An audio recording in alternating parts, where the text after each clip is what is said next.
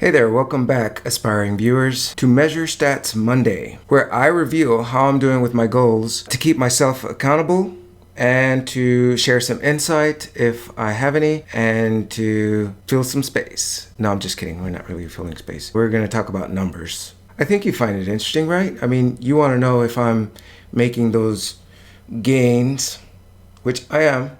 I'll show you. And you want to know if I'm making profit on the 2017 flip challenge, right?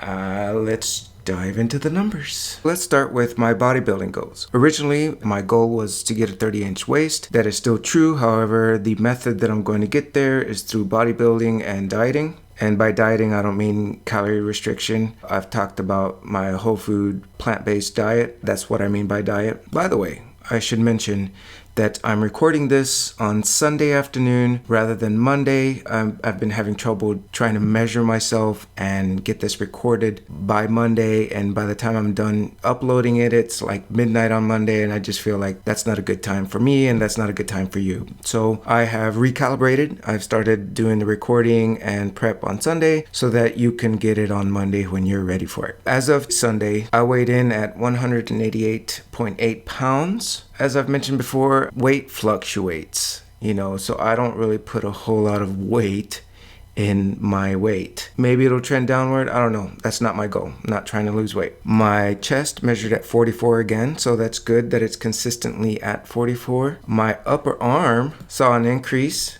I'm at 14 and a half inches. And my forearm is 11 and a half inches, another increase. And yet another increase on my thigh, 24 and a quarter inches. And I'm still at 14 and 3/4 inches on my calf. And I'm at 40 inches on my waist. Now, I want to talk a bit about my waist because originally I started at 40 and a half. Kind of came down a little bit and then it was the same. This is the one I really care about. At least it's not growing.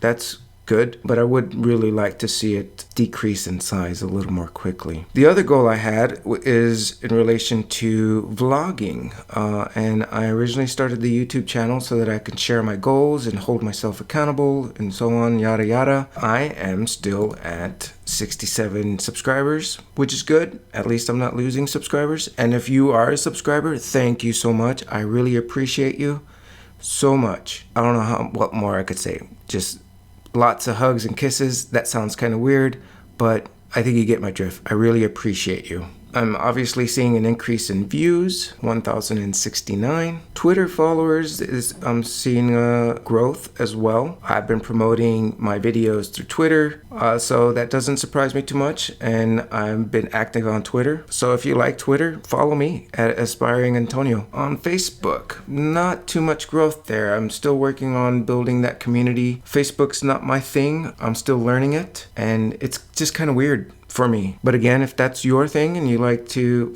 keep up with what I'm doing through Facebook, please follow me. It's facebook.com/aspiringantonio. And then Instagram, not a huge growth this past week. I've had a few followers. I guess they've unfollowed, you know how that goes. But a net increase of 2, not too bad. I've been experimenting with Instagram. I don't know if you've noticed. I've been putting short stories. One series was about what I ate in a day. And I'm thinking about experimenting with little video things like that. So if you'd like to see other videos and images that don't make it to my YouTube channel, definitely give me a follow on Instagram. That's at Aspiring Antonio. All right, enough about social media. Let's go to the 2017 Flip Challenge goals. I've made a few changes here because I was kind of feeling dejected. I don't think that's the right word. Sad, for lack of a better word, because it seemed like I wasn't making much of a profit the way I was calculating my expenses. I guess in a way I thought that wasn't too fair. I wasn't being fair to myself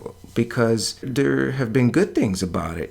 The profit I've made has been able to provide me the money to purchase things for vlogging. So I decided to break up my expenses. Like I had everything in expenses, things that I was buying, equipment and whatever, as well as the, shipping and supplies stuff. And that really isn't how business measures things anyway. They separate their assets and investments from their regular expenses. Now my expenses are just sourcing products, supplies, separated the assets and investments. And so the brother printer printer was an expense, but it really is an asset. It's something that if I were to sell the business, quote unquote, I would sell this printer along with it, get rid of it and get my money back, or get some of it back. I realize there's going to be some depreciation on these things, but nevertheless, they are assets, and these things I consider investments because they're directly related to improving my business. Back to the dashboard. I sold 2 items this week on eBay. Not huge sales, but I'm still learning so much about shipping and making sure that I'm pricing things. And I'm going to have updates on what I'm learning with the 2017 Flip Challenge, because I think that's the biggest thing for me, is learning how to do this thing, because selling doesn't come naturally to me.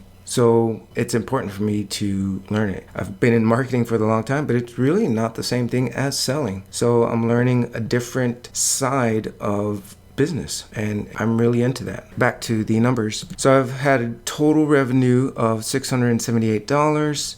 After fees and expenses, my profit is $171.18. After my reinvestments, which I have separated and just told you about, I have $2 left. I'm in the positive, and I'm going to be positive about that. So not too bad. And I think by tracking it this way, I have a clearer picture of what my actual profit has been for the year. I know that this will grow. The more I learn and the more I do it and the more I source, the quicker I get rid of the personal inventory that I have so that I can continue sourcing and reselling and flipping. That's all I have for you today. If you like this video, please give it a thumbs up. If you'd like to see more videos like this, please subscribe. Button's right over there.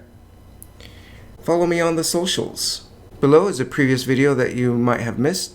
Check it out. As always, thank you for watching, and we'll see you in the next video.